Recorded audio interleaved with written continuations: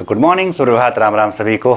आज 5 मार्च की सुबह फिर से मुलाकात हो रही है उमंग क्लासेस जीकेपी पर। मैं मनीष सर आपके लिए रोज़ 10 करंट अफेयर के सवाल लेके आता हूं। आज 1 माह हो गए हैं करंट अफेयर की क्लास को शुरू हुई। 5 फरवरी को शुरुआत किया था और हर दिन आपको सुबह 7 बजे हमारी मुलाकात हुई है और हमने देखा है वो 10 सवाल जो आपकी परीक्षा की दृष्टि से महत्वपूर्ण है, वो भी मात्र 10 से 12 से 15 मिनट के अंदर। चलिए जरा देखते हैं आज के वो 10 सवाल कौन से हैं। पहला सवाल कह रहा है कि हाल ही में किस राज्य पुलिस ने साइबर धोखाधड़ी के मामले में फर्जी बैंक खातों के दुरुपयोग के लिए ऑपरेशन क्रैकडाउन। तो पहले फर्जी बैंक खातों की जब बात किया जाता है तो इनको म्यूल अकाउंट्स भी कहा जाता है, ये भी जानिएगा। इन्हें क्या कहा जाता है? म्यूल अकाउंट कहा जाता है, इस बात को भी जानेंगे। ठीक, तो इन म्यूल अकाउंट का प्रयोग किया जाता है तो बहुत सारे लोग जो हैं फर्जी जानकारी देकर या ठीक है कुछ जो है विशेष प्रकार के, ठीक ऐसा कह सकते हैं, कुछ विशेष प्रकार के लोगों से मिलकर रिश्वत देकर बैंक कर्मचारियों के साथ कुछ खाते बना लेते हैं जो वित्तीय धोखाधड़ी में प्रयोग किया जाता है। ठीक है, तो इस बात को समझिएगा। तो ऐसे ठीक म्यूल अकाउंट्स को पकड़ने के लिए तेलंगाना पुलिस ने ठीक किसकी शुरुआत किया है? ऑपरेशन क्रैकडाउन का। साथ ही साथ साइबर क्राइम के तहत एक हेल्पलाइन नंबर भी दिया जाता है कि अगर आप कभी धोखाधड़ी में फंस जाएं तो किस नंबर को डायल करें? 1030 1030 को डायल करें। चलिए अगला प्रश्न देखते हैं क्या कह रहा है। शोधकर्ताओं ने हाल ही में पाया कि महासागर की लवणता अल नीनो की घटनाओं को तीव्र कर सकती है। अल नीनो मुख्य रूप से किस महासागर से संबंधित है? पहली बात कि महासागर की औसत लवणता की अगर बात करेगा तो आप बताइएगा कितना? ठीक है, तो 35 0/000। ठीक, इसका तात्पर्य क्या है कि 35 ग्राम नमक कितने ग्राम पानी में? 1000 ग्राम पानी में। 1000 ग्राम पानी में 35 ग्राम नमक होता है, ये औसत लवणता है।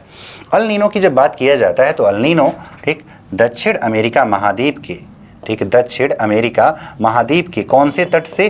पेरू तट से। कौन सी जलधारा के कारण? हम्बोल्ट जलधारा। कौन सी? हम्बोल्ट, या जिसको पेरू की ठंडी जलधारा कहते हैं। ठंडी जलधारा है जो 5 से 7 वर्षों के बीच में असामान्य व्यवहार करने लगती है, जिसके कारण जो है ठीक अल नीनो का प्रभाव भारत जैसे देशों पर पड़ता है और सूखा की स्थिति बन जाती। लेकिन अगर महासागर की लवणता, प्रशांत महासागर की लवणता इसी अनुसार बढ़ती रहेगी तो यही कह रहा है कि ऐसी अल नीनो की घटनाओं की तीव्रता और ज़्यादा हो जाएगी और भारत जैसे देशों पर इसका विशेष नकारात्मक प्रभाव पड़ेगा। अगला, हाल ही में ब्रिटेन और मॉरिशस के बीच चर्चाओं के बीच चागोस द्वीप समूह संप्रभु समझौता हो गया।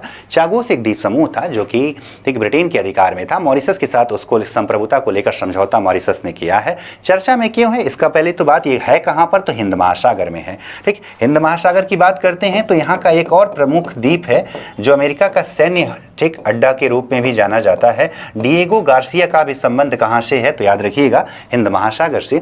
हिंद महासागर का सबसे बड़ा द्वीप की बात करता है तो हिंद महासागर का सबसे बड़ा द्वीप कौन सा है? तो मेडागास्कर है। क्या है जवाब? मेडागास्कर द्वीप हो जाता है। ठीक, तो इसका जवाब हो गया हिंद महासागर। अगला प्रश्न देखते हैं चौथा।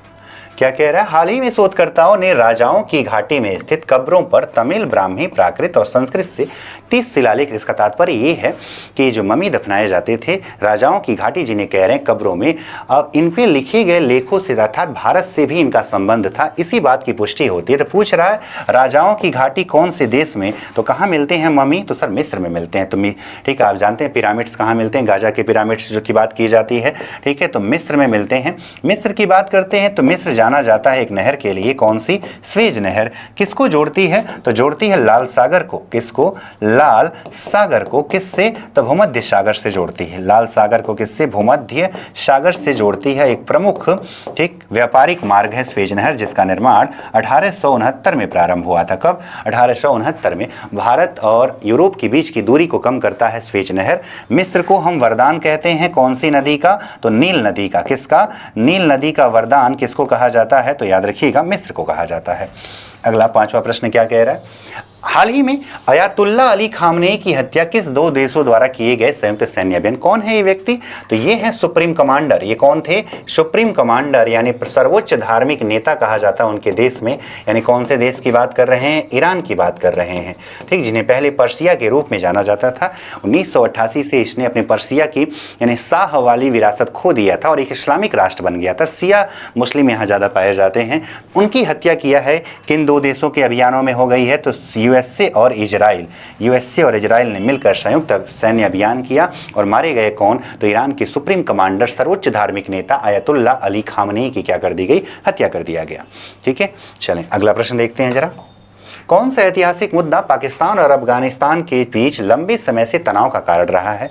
यानी कि उधर ईरान और इजराइल अमेरिका में लड़ाई हो रही है, इधर पाकिस्तान और अफगानिस्तान है। पाकिस्तान का दावा कि उसने तालिबान के यानी कि अफगानिस्तान के 214 तालिबानी लड़ाकों को मार गिराया, तो अफगानिस्तान के दावा कि उसने F-15 और F-16 को मार गिराया, जो कि पाकिस्तान के पास अमेरिका का दिया हुआ बम वर्षक विमान है। ठीक, पूछ रहा है विवाद का कारण है तो डुरंड रेखा सीमा विवाद, जो कि खींचा गया था कब 1893 में भारत और अफगानिस्तान के बीच में, लेकिन तब पाकिस्तान भारत का हिस्सा हुआ करता था। जैसा कि हम जानते हैं कि अगस्त 1947 से पाकिस्तान एक अलग देश बन गया, तो अब ये पाकिस्तान और अफगानिस्तान के बीच में है, तो जवाब हो जाए डुरंड रेखा सीमा विवाद हो जाता है। अगला, भारत अमेरिका संयुक्त विशेष बल अभ्यास नाम क्या है, जिसका 16वां संस्करण 24 फरवरी से 16 मार्च 26 तक स्पेशल फोर्सेज ट्रेनिंग स्कूल बकलो हिमाचल प्रदेश में आयोजित हुआ है। डेट दिया हुआ है, स्थान दिया हुआ, पूछा कौन से देशों के बीच में और नाम है क्या इसका, वज्र प्रहार। यह भी जानिए कि युद्ध अभ्यास और टाइगर ट्रंप का भी संबंध यूएस से और कहाँ से है, इंडिया से है। और वहीं जब मालाबार की बात की जाती है तो ये हो जाता है कौन सा देश, क्वाड देश। और क्वाड में इन दोनों के अतिरिक्त और कौन से दो देश हैं, तो जापान है और कौन है, ऑस्ट्रेलिया है। जापान है और कौन है, ऑस्ट्रेलिया हो जाता है। ठीक है, तो जवाब क्या हो गया इसका, वज्र प्रहार हो गया। अगला प्रश्न देखते हैं। फरवरी 2026 में आरबीआई की मौद्रिक नीति समिति के निर्णय के अनुसार वर्तमान रेपो दर, मौद्रिक नीति कौन जारी करता है, तो आरबीआई जारी करता है। और आपसे पूछेगा राजकोषीय नीति कौन जारी करता है, तो क्या जवाब दे दीजिएगा, वित्त मंत्रालय दे दीजिएगा। प्रत्येक 3 माह के अंतर पर आरबीआई अपनी मौद्रिक नीति की समीक्षा करता है और इस समीक्षा में उसने रेपो रेट में कोई बदलाव नहीं किया। आरबीआई मौद्रिक नीति के तहत ठीक मुद्रा के प्रवाह को, यानी कह सकते हैं कि तरलता के प्रवाह को नियंत्रित करता है, न बढ़ने देगा न घटने देगा। इससे होगा क्या, महंगाई। मुद्रा स्फीति पे नियंत्रण के लिए मौद्रिक नीति की समीक्षा की जाती है, जिसमें repo rate, reverse repo rate, ठीक, CRR, SLR, MSF, bank rate, ठीक है, और ओपन मार्केट ऑपरेशंस यानी खुले बाजार की क्रियाएं, ये सब जुड़ी होती हैं किससे, ठीक है, तो मौद्रिक नीति से जुड़ी। तो जवाब हो गया 5.25% हो गया।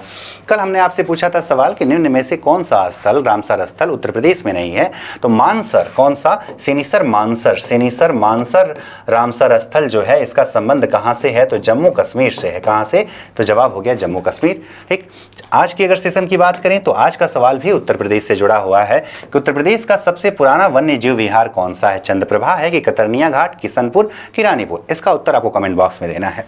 ठीक है, आज होली का अगला दिन है। ठीक, आप सो रहे होंगे, थक गए होंगे, लेकिन जिनको पढ़ना है वो उठ गए होंगे, क्योंकि जो सोवत है वो खोवत है। सोना नहीं है तब तक जब तक लक्ष्य को हासिल ना करने। सोना नहीं का तात्पर्य है आवश्यकता अनुसार ही बस सोना है, बहुत ज़्यादा नहीं सोना है। अपने समय को ध्यान में रखते हुए, क्योंकि समय से कीमती कुछ भी नहीं होता। लगे रहिए अपने लक्ष्यों में जब तक सफलता हासिल ना हो जाए। तो आज के सेशन में हमारी तरफ से बस इतना ही। कल फिर मिलेंगे 6 मार्च के दिन कुछ और नई जानकारियों के साथ। तो ऐसी ही और अन्य विशेष जानकारियों के साथ हमारे साथ जुड़े रहिए। उमंग क्लासेस जेकेपी आपको आपके लक्ष्य तक पहुंचाने में एक सहायक बन के साबित होगा। धन्यवाद।